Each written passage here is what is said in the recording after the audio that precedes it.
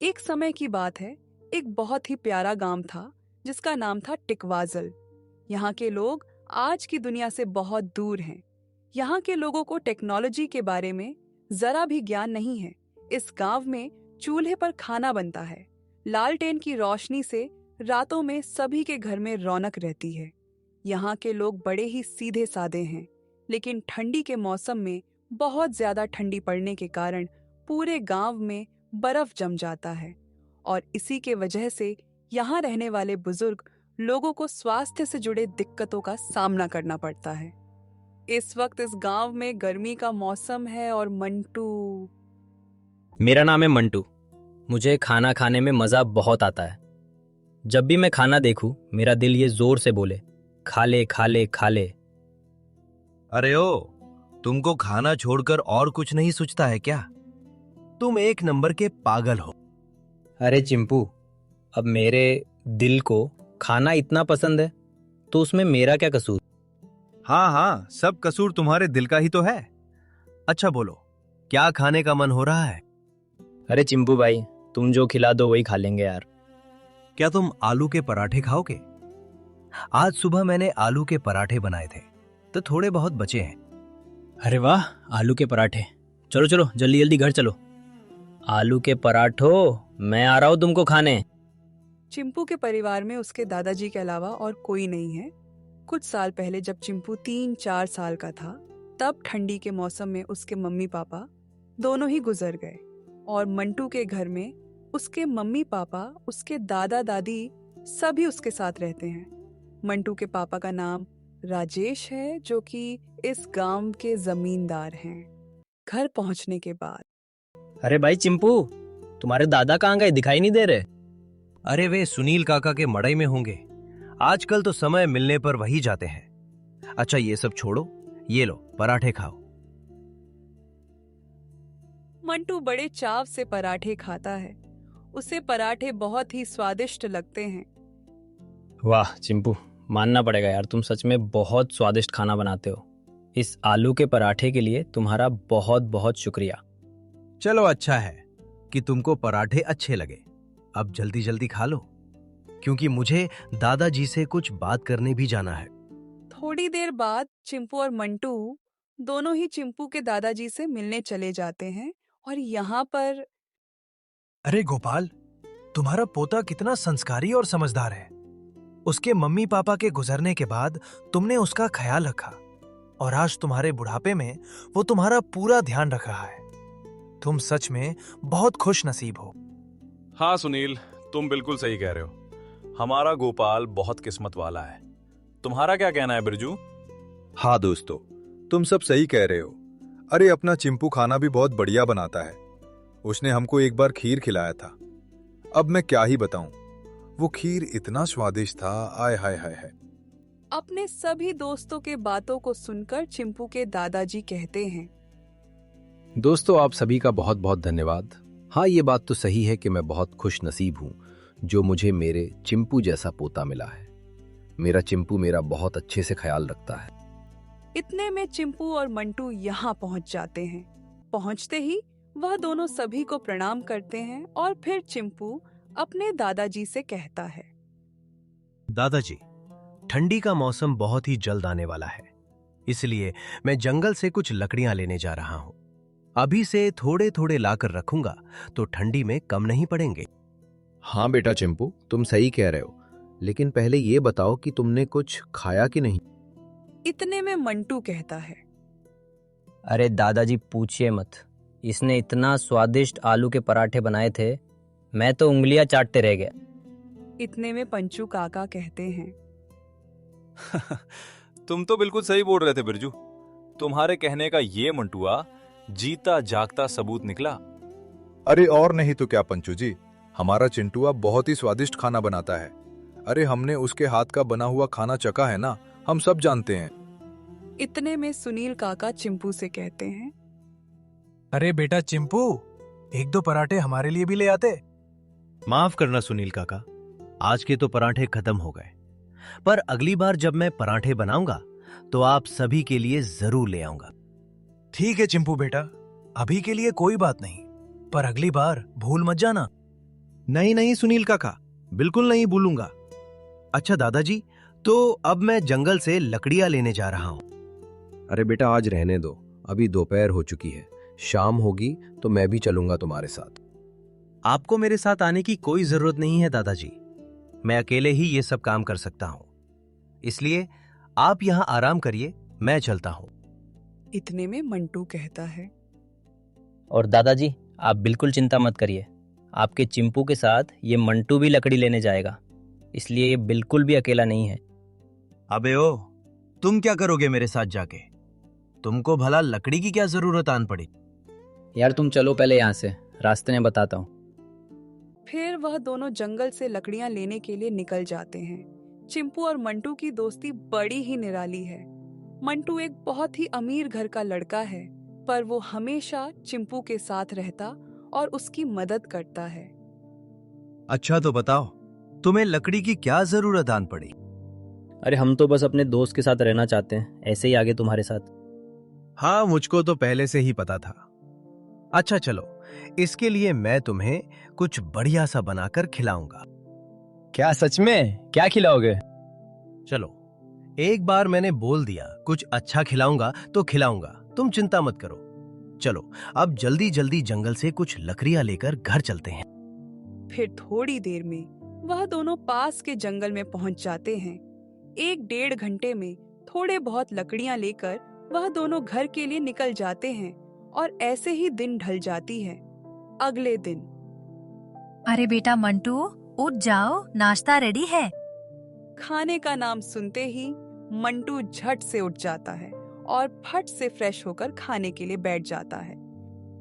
हा, मम्मी ये पकौड़े और चाय दोनों ही बहुत ही स्वादिष्ट बने हैं। अच्छा तो मन भर के खाओ मेरे बेटे। इतना सुनते ही मंटू को अपने दोस्त चिंपू की याद आ जाती है और वह सोचने लगता है, मैं कितना खुश नसीब हूँ कि मेरे पास इतनी प्यारी मम्मी है। चिंपू के पास तो मम्मी भी नहीं है, उसे कितना बुरा लगता होगा, बेचारा मेरा दोस्त। एक काम करता हूँ, मम्मी से थोड़े पकौड़े डिब्बे में पैक करवा कर उसके लिए ले जाता हूँ। इतने में मंटू के पापा राजेश कहते हैं, अरे बेटा मंटू, कहाँ खो गए? क्या सोचने लगे? कुछ नहीं पापा, बस यही सोच रहा था कि थोड़े बहुत पकौड़े डब्बे में पैक करके चिंपू के लिए लेते जाऊं। अरे वाह, ये तो बहुत ही अच्छी बात है। तुम जरूर लेकर जाओ अपने दोस्त के लिए। और सुनो बेटा, कभी चिंपू को भी घर ले आओ। इतने में मंटू की मम्मी जानकी कहती हैं, हाँ बेटे, कितना प्यारा बच्चा है चिंपू। अपने हर कामों को कितने ध्यान से और समझदारी के साथ करता है। तुम सही कह रही हो जानकी, और वो अपने दादाजी का भी कितना ख्याल रखता है। फिर जानकी एक डब्बे में चिंपू के लिए पकौड़े पैक कर देती है और उसे लेकर मंटू घर से निकल जाता है। रास्ते में उसे एक साधु जी मिलते हैं। वह उससे कहते हैं, सुनो बेटा, बड़ी भूख लगी है, कुछ खाने को दे सकते हो? मंटू सोचने लग जाता है, अरे यार, इसमें तो मैंने चिंपू के लिए पकौड़े रखे हैं, पर ये बाबा जी भी बहुत भूखे हैं। एक काम करता हूँ, थोड़े बाबा जी को दे देता हूँ और थोड़े चिंपू के लिए लेके चलता हूँ। फिर मंटू उसमें से 3-4 पकौड़े बाबा जी को दे देता है और कहता है, मुझे माफ करना बाबा जी, मैं ये पकौड़े अपने दोस्त चिंपू के लिए ले जा रहा हूँ, इसलिए इसमें से मैं आपको इतना ही दे सकता हूँ। मंटू की इस बात को सुनने के बाद बाबा जी मन ही मन खुश हो जाते हैं और कहते हैं, कोई बात नहीं मंटू बेटे, तुमने मुझे प्यार से इतना दिए, मेरे लिए इतना ही बहुत है। तुम्हारा दोस्त चिंपू बहुत खुश नसीब है जो उसे तुम्हारे जैसा दोस्त मिला है। बाबा जी की बात सुनकर मंटू चौंक जाता है और सोचने लगता है, अरे मैं तो अपना नाम बताया ही नहीं, फिर इन बाबा को मेरा नाम कैसे पता? मंटू को कुछ समझ नहीं आता तो वो साधु जी से पूछता है, अरे बाबा, आप मेरा नाम कैसे जानते हैं? मैंने तो नहीं बताया। मुझे सब पता है मंटू बेटे, मैं सबके बारे में सब चीज जानता हूँ, पर तुम्हारे दोस्त चिंपू के लिए एक चिंता वाली बात है। चिंता वाली बात? वो भी मेरे दोस्त के लिए? ऐसी क्या बात है बाबा जी? फिर साधु जी कहते हैं, तो बेटा बात ऐसी है कि आने वाले सर्दी के मौसम में इस पूरे गांव पर ठंड का कहर बरसने वाला है और तुम्हारे दोस्त के दादाजी की तबीयत बहुत ज्यादा खराब होने की संभावना है। ऐसा सुनने के बाद मंटू डर जाता है और कहता है, अरे बाप रे, बाबा जी क्या आप सच कह रहे हैं? हाँ बेटे, ये बिल्कुल सच है। बाबा जी, तो क्या हमारे दादाजी की मौत हो जाएगी? कुछ कहा नहीं जा सकता बेटे, कुछ भी हो सकता है। हाँ, उनकी मृत्यु भी हो सकती है। बाबा जी, कोई तो उपाय होगा हमारे दादाजी को बचाने का। बेटे मंटू, उनके ऊपर संकट आने की वजह होगी ठंडी की कहर। अगर किसी तरह उन्हें ठंड से बचाकर रखा जाए तो हो सकता है कि उन पर वह मुसीबत ना आए। आपका बहुत बहुत धन्यवाद बाबा जी। मैं और चिंपू मिलकर जंगल से इतनी सारी लकड़ियां लेकर आ जाएंगे कि वो खत्म नहीं होंगे और उन्हें जलाकर दादाजी को गर्मी दे पाएंगे। थोड़ी देर बाद वह बाबा वहां से चले जाते हैं और मंटू पकौड़े लेकर चिंपू के यहाँ पहुंच जाता है। आइए महाराज मंटू, तो आज आप हमारे लिए इस डब्बे में क्या लेकर आए हैं? इतने में दादाजी कहते हैं, समझे बेटा चिंपू, तुम बहुत किस्मत वाले हो जो तुम्हें मंटू जैसा इतना प्यारा दोस्त मिला है। देखो बेचारा तुम्हारे बारे में कितना सोचता है। हाँ दादाजी, ये बात तो मैं बहुत अच्छे से जानता हूँ। मंटू हंसते हुए पकौड़े का डब्बा चिंपू को देता है। फिर दादाजी के पास जाकर बैठता है और कहता है, आप कैसे हैं दादाजी? मैं तो बिल्कुल ठीक हूँ बेटा, बस यही कभी कभी सांस लेने में दिक्कत होती है और हल्की कमजोरी महसूस होती है। दादाजी के ऐसा कहने पर मंटू सोचने लगता है। हे भगवान, दादाजी को तो सांस लेने में दिक्कत और कमजोरी महसूस होती है। क्या होगा अगर जो बाबा जी कह रहे थे वो सच हो गया तो? चिंपू पकौड़े खाते हुए देखता है कि मंटू बड़ी गहरी सोच में पड़ा हुआ है, तो वह उससे पूछता है, अरे क्या हुआ मंटू, तू अचानक कहाँ खो गया? क्या सोच रहा है? अरे कुछ नहीं, तू अपने पकोड़े खा। दादाजी, मैं और चिंपू आज भी हम दोनों जंगल से लकड़ियां लेने जाएंगे क्योंकि ठंड के मौसम में कम नहीं पड़ने चाहिए। अरे मंटू बेटे, इसकी कोई जरूरत नहीं है और ठंडी के लिए तो काफी लकड़ियां हैं पहले से घर पे। इतने में चिंपू फिर से कहता है, नहीं दादाजी, मंटू बिल्कुल सही कह रहा है। हम आज भी जंगल से लकड़ियां लेने जाएंगे क्योंकि हम ठंड को लेकर थोड़ी भी गलती नहीं कर सकते। अरे अच्छा ठीक है, चले जाना तुम दोनों आज भी। अगर हमारे पास लकड़ियां होंगी तो जरूरत पड़ने पर हम किसी और को दे पाएंगे। थोड़ी देर बाद मंटू और चिंपू दोनों जंगल से लकड़ियां लेने के लिए निकल जाते हैं और यहाँ दादाजी सोचने लगते हैं, ये बच्चे कितने प्यारे हैं, सबके बारे में कितना सोचते हैं। भगवान इनको हमेशा खुश रखे। जंगल की ओर जाते वक्त मंटू रास्ते में शांत रहता है और सोचते रहता है। उसे देख चिंपू भी सोचने लगता है, आज इसको क्या हो गया है? सुबह से इसका व्यवहार थोड़ा बदला बदला सा लग रहा है। चिंपू उसको धीरे से बुलाता है, मंटू, मंटू, मंटू, हरे मोटका। हैं? हाँ, क्या हुआ, चिल्ला क्यों रहे हो? अरे कब से तुमको आवाज दे रहे हैं, क्या बात है यार? क्या हो गया है तुमको? बड़े चुप चुप से हो, क्या सोच रहे हो? कोई दिक्कत है क्या? मंटू फिर से सोचने लगता है। क्या करूं, मैं चिंपू को सब बता दूं क्या? अरे यार, कुछ समझ ही नहीं आ रहा है। इतने में चिंपू फिर से बोलता है, अबे ओ, अरे कहाँ खो जा रहे हो बार बार? फिर मंटू चिंपू से वह सारी बातें बताता है जो उसे उन साधु बाबा जी ने कहा था। यह सारी चीजें सुनने के बाद और दादाजी के मुंह से सुबह की बात सुनने के बाद चिंपू घबरा जाता है और कहता है, यार मंटू, ये सब सुनकर तो मुझे बहुत डर लग रहा है। दादाजी के सिवा इस दुनिया में मेरा और कोई नहीं है। तुम सही कह रहे हो, इसलिए हमें इतना लकड़ी इकट्ठा करना है कि ठंडी में कमी ना हो। और हाँ चिंपू, उन बाबा जी ने बोले थे कि इस बारी ठंडी का बहुत भयंकर कहर इस गांव पर पड़ेगा, तो हम अपनी पूरी जान लगा देंगे और खूब लकड़ियां इकट्ठा करेंगे। समझ रहे हो ना? हाँ, तुम एकदम सही कह रहे हो। हमें ऐसा ही करना चाहिए। तो चलो, अब थोड़ी भी देर न करके जंगल से लकड़ियां लेने चलते हैं।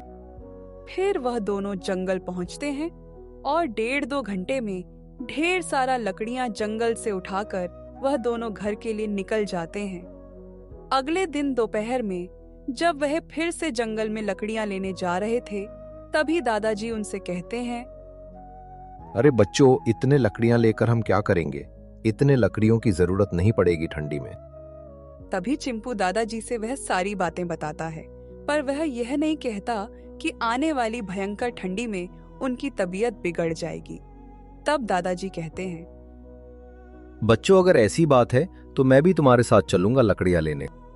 नहीं दादाजी, आपको हमारे साथ आने की जरूरत नहीं है। मैं और मंटू हम दोनों मिलकर खूब सारी लकड़ियां इकट्ठा कर लेंगे, और अगर ठंडी में कुछ लकड़ियां बच जाती हैं तो हम आने वाले समय में इस्तेमाल कर लेंगे। ठीक है बेटा चिंपू। बस इतना कह के वह दोनों लकड़ियां लेने के लिए जंगल की ओर निकल जाते हैं। उन्होंने कुछ ही हफ्तों में ढेर सारी लकड़ियां इकट्ठा कर ली और ऐसे ही धीरे धीरे समय बीत जाता है। अब ठंडी के दिन शुरू हो चुके थे। फिर एक दिन सुनील काका के मड़ई पर, अरे दोस्तों, अभी तो बस ठंडी की शुरुआत हुई है और काफी तेज ठंडी लग रही है। तुम बिल्कुल सही कह रहे हो सुनील। मैं तो सोच रहा था कि सिर्फ मुझे ही इतनी ठंड लग रही है। इतने में गोपाल दादाजी कहते हैं, अरे दोस्तों, मैंने तुम सबसे कहा था ना कि एक दिन हमारे चिंपू और मंटू को एक साधु जी मिले थे और उन्होंने कहा था कि इस बार इस गांव पर ठंडी का बहुत बड़ा कहर बरसेगा। शुरुआती दिन में ही ऐसी ठंडी देखकर तो ऐसा लग रहा है कि उनकी बात शायद सच होने वाली है।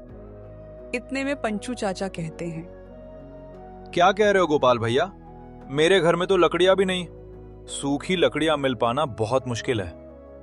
क्या आप लोगों में से किसी के पास थोड़े ज्यादा लकड़ियां होंगे? नहीं भाई पंचू, मेरे घर पर तो नहीं है।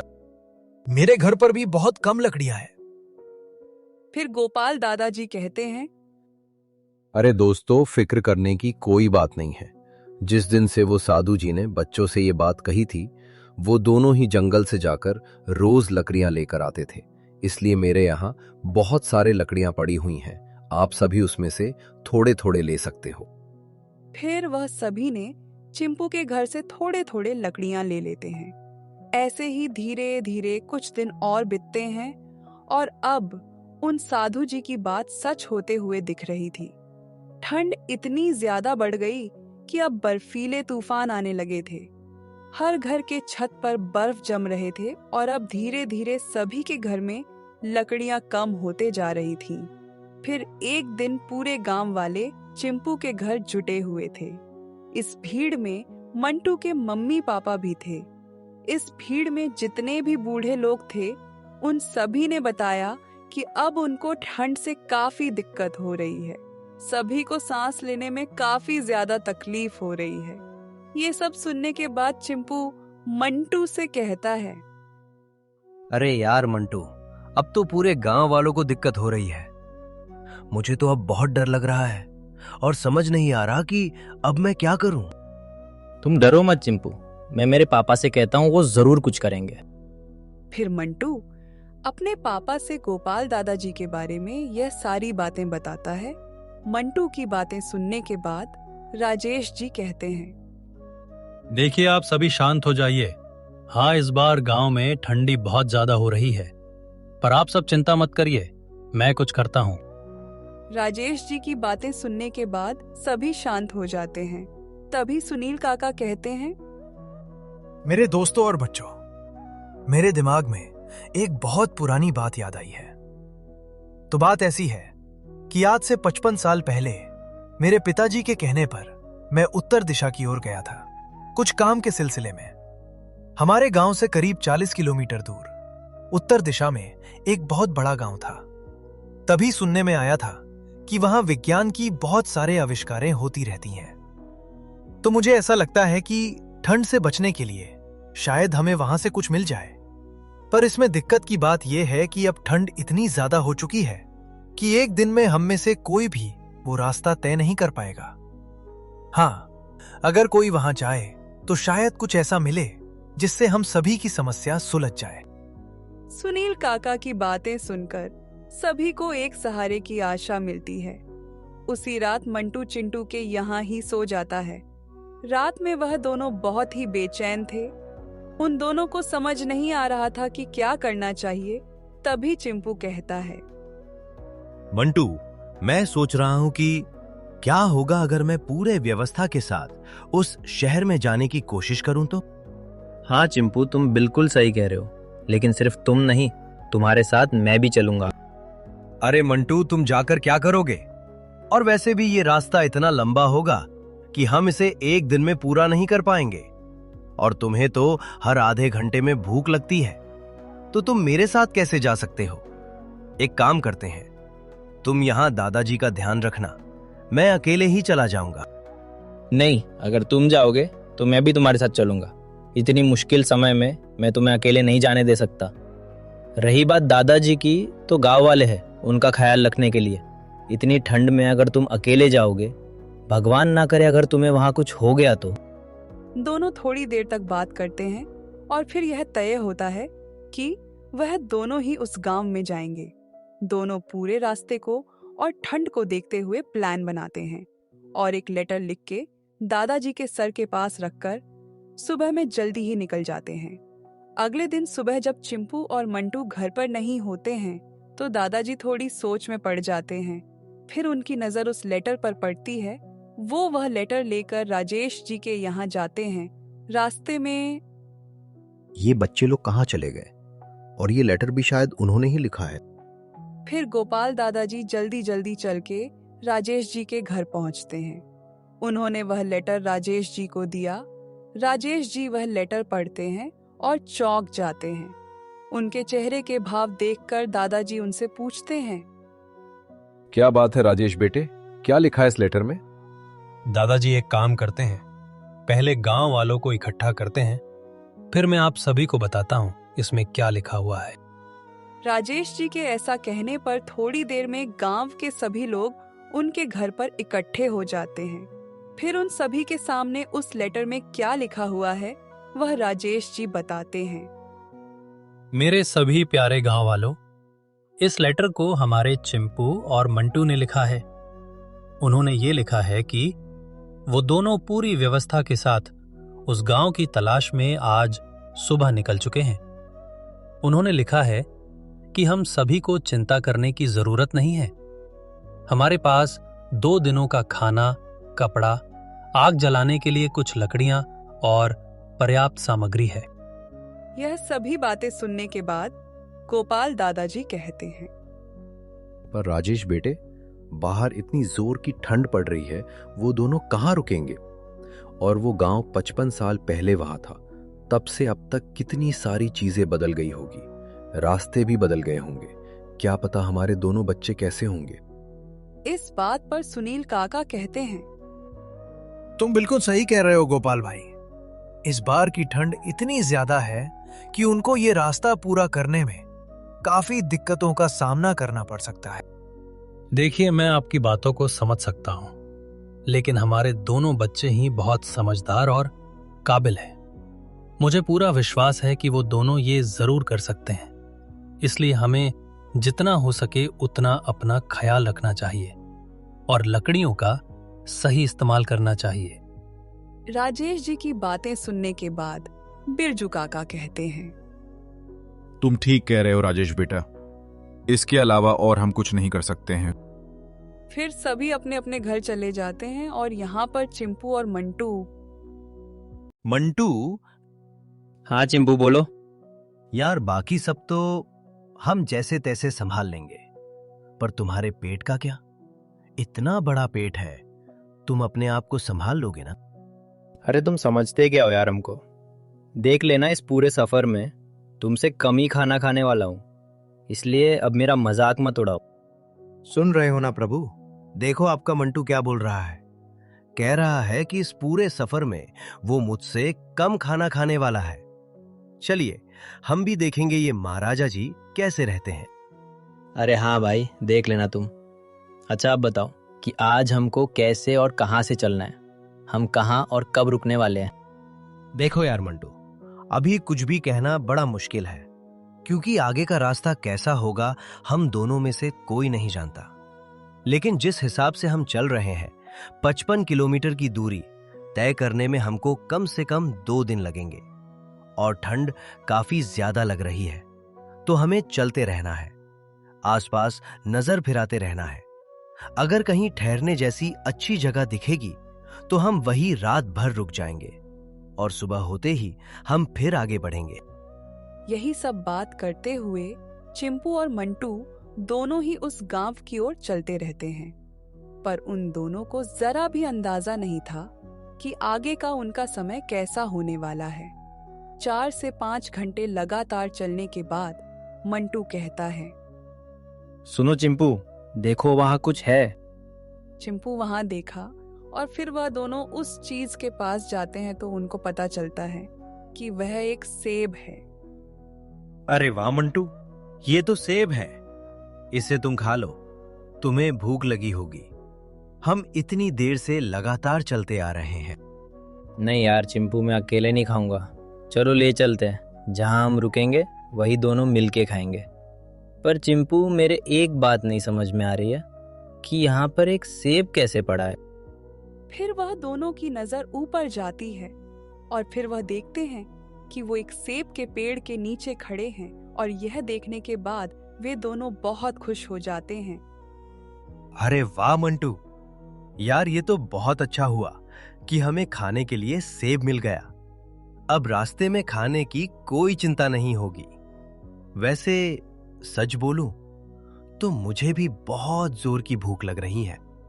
हाँ तो चलो कुछ सेब तोड़ लेते हैं।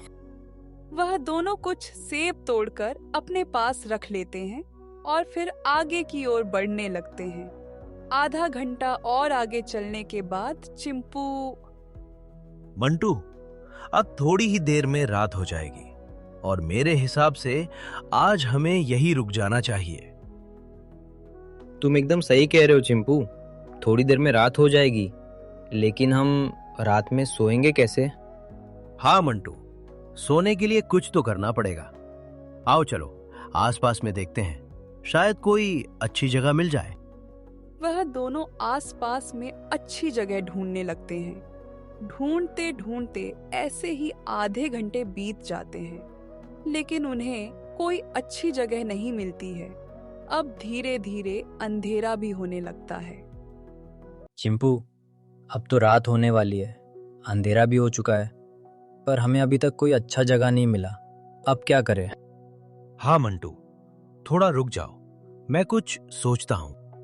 चिंपू सोचने लगता है, वह यहाँ वहाँ देखने लगता है और फिर, मंटू, मेरे पास एक आइडिया है। अरे वाह चिंपू, क्या आइडिया है तुम्हारे पास? मंटू, इस छोटी सी पहाड़ को देखो।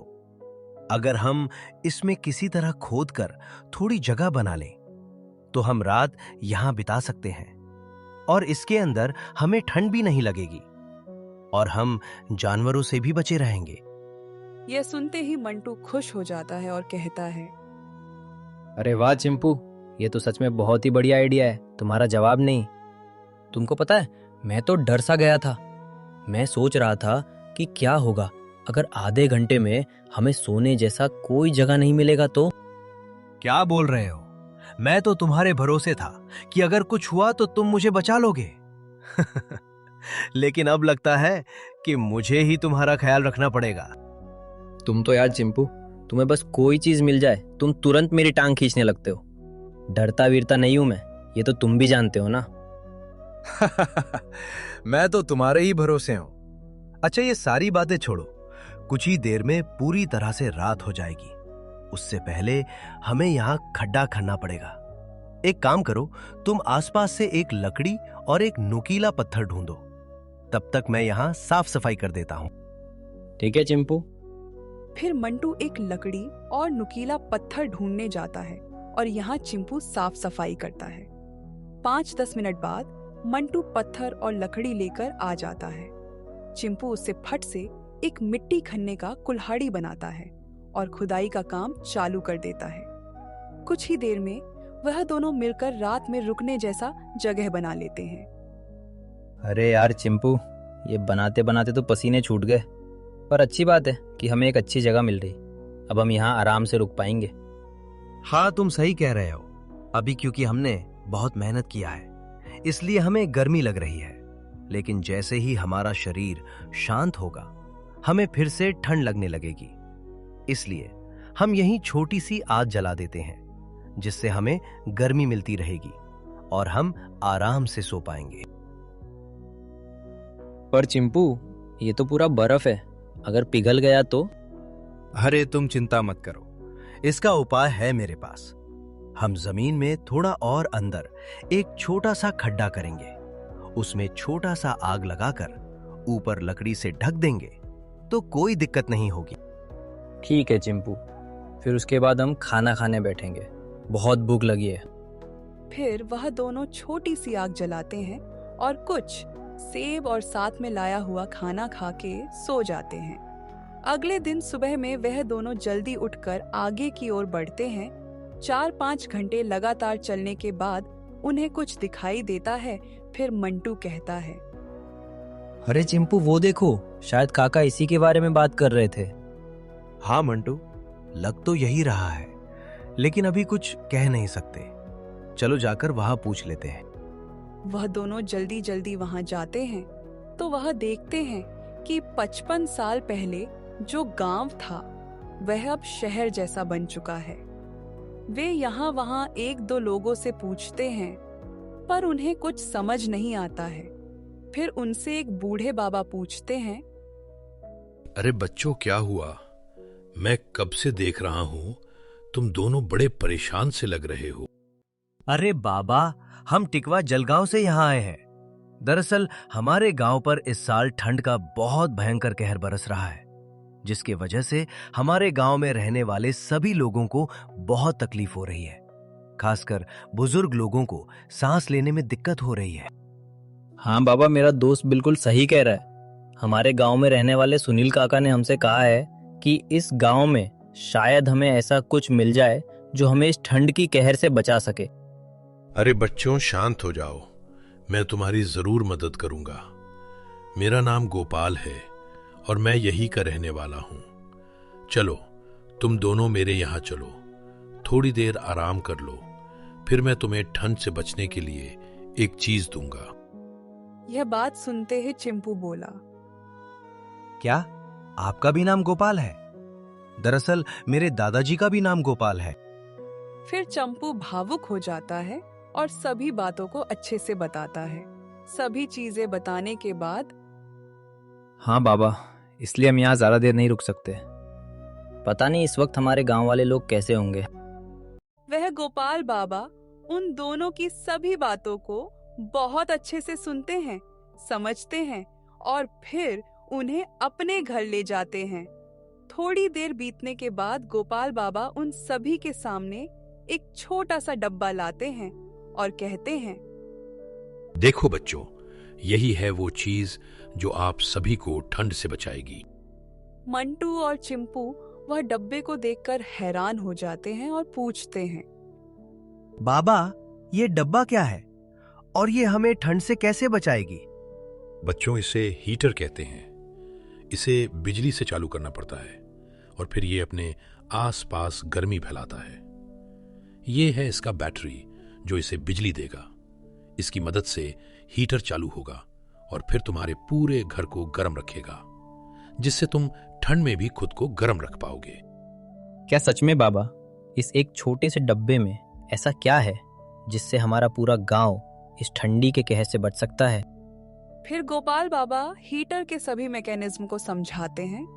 सभी चीजों को समझने के बाद चिंपू कहता है, बाबा, जैसे कि आपने बताया कि लोहा जो है वो गर्मी को अपने अंदर बिजली से बना लेता है और अपने आसपास की चीजों को गर्म कर देता है। तो क्या होगा अगर हम बैटरी से लोहे को जोड़ दें और उस लोहे को पानी में डाल दें? तो क्या पानी गर्म हो जाएगा?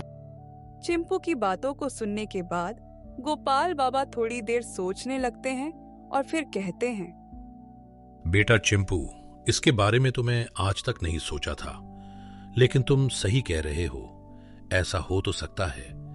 लेकिन अगर हम लोहे का सीधा इस्तेमाल करेंगे तो इसमें खतरा ज्यादा होगा। लेकिन कोई बात नहीं, हम लोखंड को छोड़कर कोई और भी चीज का इस्तेमाल करेंगे तो खतरा कम हो जाएगा। तुम यही रुको, मैं अपने वर्क रूम में जाकर आता हूं।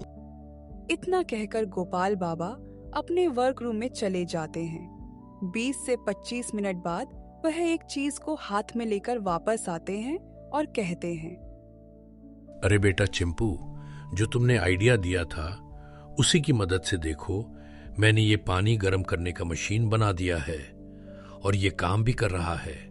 मैं अंदर से टेस्ट करके आ रहा हूं। यह सुन के चिंपू और मंटू दोनों बहुत खुश हो जाते हैं। अरे वाह गोपाल बाबा, आप तो कमाल हो। अब इसकी मदद से हम गर्म पानी करके काम कर सकते हैं, है ना मंटू? हाँ, तुम बिल्कुल सही कह रहे हो चिंपू। लेकिन चिंपू और मंटू बेटे, क्या तुम मेरा एक काम कर सकते हो? हाँ बाबा, बिल्कुल, आप सिर्फ कहिए। तो बेटा बात कुछ ऐसी है कि इस गांव में अभी तक ऐसा कोई चीज नहीं है जिससे कोई इंसान पानी को गर्म कर सके। और क्योंकि अभी ये चीज हमने बना दी है तो हम इसे लोगों को बेच सकते हैं और अच्छा धन कमा सकते हैं। अगर तुम दोनों इन्हें बनाने में मेरी मदद करो और जैसे तैसे 100-200 हीटर बेचते हो तो मैं तुम्हें 5 हीटर और 5 पानी गर्म करने का मशीन मुफ्त में दूंगा। क्या बाबा, आप सच कह रहे हैं? हम आपकी जरूर मदद करेंगे। तो चलिए बिना देरी किए काम शुरू करते हैं। फिर चिंपू, मंटू और गोपाल बाबा तीनों मिलके वह पानी गर्म करने का मशीन बनाने में लग जाते हैं। एक दिन में उन्होंने 250 हीटर बनाए। वह सभी खुश हो जाते हैं। फिर गोपाल बाबा उनसे कहते हैं, चलो बेटा, आज हमने बहुत अच्छा काम किया। अब तुम दोनों को मिलकर बस इन्हें बाजार में बेचना है। ठीक है बाबा, हम बेचने के लिए तैयार हैं। बस हमें आप बता दीजिए कि हम क्या बोलकर इसे लोगों को बेचेंगे। हाँ बेटा, ये तुमने बहुत सही प्रश्न पूछा है। तो तुम्हें कोई चीज किसी को बेचनी होती है तो सबसे पहले लोगों को अपने चीजों के बारे में बताओ, जैसे वो किन चीजों से मिलकर बना हुआ है, वो क्या काम करता है। मतलब लोगों को उसकी जरूरत समझ में आनी चाहिए। बाबा की बातों को सुनने के बाद चिंपू कहता है, ठीक है बाबा, अब हम आपकी बातों को समझ गए हैं कि हमें इसे बाजार में किस तरह बेचना है। अब आप चिंता ना करें, हम इसे आज ही बाजार में बेच देंगे। ठीक है बेटा, तो अब तुम दोनों इसे बाजार में बेच के आओ। तब तक मैं तुम्हारे जाने का बंदोबस्त करता हूं, क्योंकि इन सारे कामों को जितना जल्दी निपटाओगे अपने गांव उतना जल्दी जा सकोगे। फिर मंटू और चिंपू सभी मशीनों को बेचने के लिए बाजार के लिए निकल जाते हैं। वह दोनों बाजार में अपना एक ठेला लगाते हैं। सभी चीज तैयार होने के बाद वह बेचना शुरू करते हैं। आइए आइए आइए दोस्तों, यहाँ आइए। तो हम ले आए हैं एक ऐसा मशीन जिसका इस्तेमाल करके आप पानी को गर्म कर सकते हैं। हाँ दोस्तों, ये सच है कि अब एक ऐसा मशीन आ चुका है जिससे आप पानी गर्म कर सकते हैं। ऐसे ही उन्होंने बेचना शुरू किया। कुछ लोग उनके पास आए और कईयों ने उनसे वो मशीन खरीदा भी। पर और तेजी से बिक्री हो, इसके लिए चिंपू मंटू से कहता है, अरे यार मंटू, अगर इतना धीरे धीरे मशीन बिकेंगे तो हमें बहुत टाइम लग जाएगा। तुम सही कह रहे हो। तो अब हमें क्या करना चाहिए जिससे हमारी बिक्री और तेजी से हो? चिंपू थोड़ी देर के लिए यहाँ वहाँ देखता है। फिर उसे समझ में आया कि सभी दुकानदारों ने उनके सामान के ठेले के सामने पोस्टर लगाया हुआ है, जिसको देखकर लोग समझते हैं कि वह क्या बेच रहे हैं। उसे ऐसा लगा कि ऐसा करने पर शायद बिक्री तेजी से होने लगे, इसलिए वह भी एक पेपर पर रूम हीटर और वाटर हीटर दोनों का अलग अलग फोटो बनाता है और ठेले के सामने लगा देता है। उन्होंने एक रूम हीटर का दाम 60 रुपए और वाटर हीटर का दाम 55 रुपए रखा और फिर चिंपू ने मंटू से यह बोला, देखो मंटू, अब तुम्हें इन्हीं सारी चीजों को इस तरह बोलना है कि सभी लोग हमारी तरफ आकर्षित हो जाएं। उन सभी का ध्यान हमारे दुकान की तरफ आ जाए। एकदम चिंपू, तुम बिल्कुल टेंशन मत लो। मैं इस तरह बोलूँगा कि सभी लोग हमारे दुकान की ओर खींचे चले आएंगे। फिर मंटू नाम बोलना शुरू किया। अरे खाई के पान बनारस वाला, रे खुल जाए बंद अकल का ताला, के फिर तो ऐसा करे कमाल कि घोड़ी बदले अपनी चाल।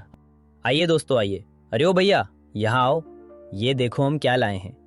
जी हाँ दोस्तों, आने वाले कुछ ही दिनों में आपके गांव में ठंड पड़नी चालू हो जाएगी, क्योंकि हमारे उत्तर दिशा में बसे टिकवाजल गांव में पहले से ही ठंड की कहर बरस रही है, तो कुछ ही दिनों में यहाँ भी ज़रूर बरसेगी। पर आपको चिंता करने की कोई ज़रूरत नहीं है, क्योंकि इसी समस्या को सुलझाने के लिए हम ले आए हैं ये 2 मशीन, जिससे आप घर में गर्मी बनाए रख सकते हैं और पानी को गर्म कर सकते हैं। आइए आइए और ये मशीन खरीदिए मात्र 60 रुपए में। मंटू के इस रूप को देखकर तो चिंपू भी चौंक गया।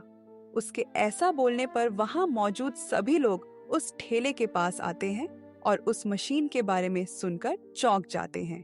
चिंपू ने सभी को चेक करके दिखाया भी और फिर उसके बाद कुछ ही घंटों में सभी मशीनें बिक गई। वह दोनों ही बहुत खुश हो जाते हैं और फिर चिंपू कहता है, अरे वाह मंटू, तुमने क्या गजब कर दिया है। तुम इस तरह से बोल रहे थे कि मैं खुद चौंक गया और फिर सभी लोग हमारे दुकान के पास आ गए। मैं बहुत खुश हूँ। अब हम गोपाल बाबा को ये सब पैसे दे देंगे और उनसे मशीन लेकर जल्द से जल्द अपने घर चलेंगे। हाँ चिंपू, मुझे भी नहीं पता मेरे दिमाग में क्या आया कि मैं इस तरह से बोलने लगा और सभी हमारी दुकान के नज़दीक आ गए। वैसे मुझे बहुत अच्छा लग रहा है कि हमारे सभी मशीन बिक गई। अच्छा, घर वापस चलने के बाद इस चीज़ के लिए मुझे कुछ खास बनाकर खिलाओगे ना? अरे ये भी कोई पूछने की बात है। मैं जरूर तुमको कुछ खास बनाकर खिलाऊंगा। कुछ क्या, बहुत कुछ खास बनाकर खिलाऊंगा, हर रोज खिलाऊंगा। फिर वह दोनों जल्दी जल्दी चल के गोपाल बाबा के घर की ओर जा रहे होते हैं। तभी उन्हें रास्ते में गोपाल बाबा मिलते हैं। उन्हें देखकर गोपाल बाबा समझ जाते हैं कि उन्होंने सभी मशीनें बेच दी हैं। फिर वह खुशी से कहते हैं, बेटे चिंपू और मंटू, हमारे सभी मशीन बिक गए। तुम बिल्कुल चिंता मत करो। मैं अभी घर चलकर तुम्हारे लिए 10 पानी गर्म करने का मशीन और 10 हीटर बनाकर दे देता हूं। फिर तुम दोनों चिंता मुक्त होकर अपने गांव चले जाना। ठीक है बाबा, कोई बात नहीं, हम भी आपकी मदद करेंगे। अब चलिए चलते हैं। फिर वह सभी घर जाते हैं। गोपाल बाबा उन दोनों के लिए 10 हीटर और 10 पानी गर्म करने की मशीन बनाते हैं और उन्हें दे देते हैं और कहते हैं, बेटा चिंपू और मंटू, वैसे तुम दोनों यहां तक पहुंचे कैसे? मेरा मतलब है कि तुम दोनों उतनी दूर से यहां तक कैसे चलकर आए, वो भी इतनी ठंड में? अरे बाबा, ये हमारा चिंपू है। जब कोई चीज़ ठान लेता है तो करके ही मानता है। हम पूरी तैयारी के साथ घर से निकले थे। रास्ते में एक जगह हमने मिट्टी खन के रुकने जैसा जगह तैयार किया। रात वहां बिताकर अगले दिन हम यहाँ पहुंच गए थे। वैसे बाबा, ये मंटू भी कमाल का है। अगर ये मेरे साथ नहीं होता तो शायद मैं यहाँ तक नहीं पहुंच पाता। वैसे बाबा, मेरे दादाजी की तबीयत पता नहीं अब कैसी होगी, इसलिए हमें और देर ना करते हुए यहाँ से निकलना चाहिए, क्योंकि हमें पहुंचने में भी कम से कम 2 दिन लग जाएंगे। सुनो बेटा चिंपू और मंटू, अब तुम दोनों को बिल्कुल भी चिंता करने की जरूरत नहीं है। मेरे पास एक साइकिल है, तुम वो लेकर चले जाओ। वैसे भी तुम दोनों ने मेरे लिए इतना कुछ किया, तो मेरा भी फर्ज बनता है कि तुम्हारे लिए कुछ करूं। बाबा, ये साइकिल क्या होता है? हाँ बाबा, ये तो हमने पहली बार सुना है। क्या होता है ये? अच्छा, कोई बात नहीं, तुम दोनों रुको, मैं बस अभी ले आता हूं। फिर गोपाल बाबा अपने वर्क रूम में जाते हैं और वह साइकिल लेकर आते हैं। उस साइकिल को देख वह दोनों चौंक जाते हैं और दोनों बाबा से पूछते हैं, बाबा ये क्या है? हाँ बाबा, क्या यही साइकिल है? हाँ बच्चों, ये एक साइकिल है। मेरे पड़ोसी में एक राजू भैया है, मैं उनसे उनकी साइकिल मांग कर देता हूं। फिर तुम दोनों इनसे चले जाना। अपने गांव मात्र 3 से 4 घंटों में पहुंच जाओगे। अरे मंटू, अगर ऐसा है तब तो हम आज ही अपने गांव पहुंच जाएंगे। हाँ चिंपू, तुम बिल्कुल सही कह रहे हो, लेकिन बाबा हम इस पे जाएंगे कैसे? उसकी चिंता मत करो बच्चों, मैं अभी तुम्हें सिखा दूंगा। फिर गोपाल बाबा उन दोनों को साइकिल चलाना सिखाते हैं। 2-2.5 घंटे लगातार कोशिश करने के बाद अब वो थोड़ा थोड़ा दोनों चलाना सीख चुके थे और फिर सामानों को पैक करके वह निकलने के लिए तैयार हो जाते हैं। गोपाल बाबा, आप बहुत अच्छे हैं। आपने हमारी मदद करी, इसके लिए हम जितना भी धन्यवाद कर ले कम रहेगा। हाँ बाबा, अगर आप हमारी मदद नहीं करते तो पता नहीं हमें कितने दिन लग जाते अपने गांव वापस जाने में। पता नहीं हमें कोई समाधान मिल भी पाता या नहीं। इसके लिए आपका तहे दिल से धन्यवाद। अरे बच्चों, सिर्फ मैं ही तुम्हारी मदद नहीं की है, बल्कि तुम दोनों ने भी मेरी बहुत मदद की है। अच्छा, तो अब तुम दोनों को जाना चाहिए, क्योंकि तुम दोनों आज से पहले कभी साइकिल नहीं चलाए हो। तो हो सकता है कि रास्ते में तुम्हें थोड़ी दिक्कत हो और पहुंचने में ज्यादा वक्त लगे, और तुम्हारे यहां तो ठंड भी बहुत पड़ रही होगी, तो राग भी जल्दी हो जाएगा। फिर चिंपू और मंटू वहां से निकल जाते हैं। वह दोनों ही बहुत उत्सुकता के साथ अपने गांव की ओर आगे बढ़ते हैं। उन्हें आने में शाम को हल्का अंधेरा हो जाता है, पर वह सही सलामत सभी सामानों को लेकर अपने गांव पहुंच जाते हैं। क्योंकि उन्हें पहुंचने में अंधेरा हो चुका था, तो मंटू उस रात चिंपू के साथ रहता है और अगले दिन सुबह गोपाल दादाजी, मंटू और चिंपू वह तीनों मंटू के घर जाते हैं। फिर राजेश जी सभी गांव वालों को इकट्ठा करते हैं और सभी के सामने उन्होंने वह मशीन को कैसे इस्तेमाल करें यह बताते हैं। सभी को बहुत राहत मिलती है। अब वह हीटर की सहायता से गांव वाले आराम से रहने लगे। अब किसी को किसी भी तरह की कोई दिक्कत नहीं होती है।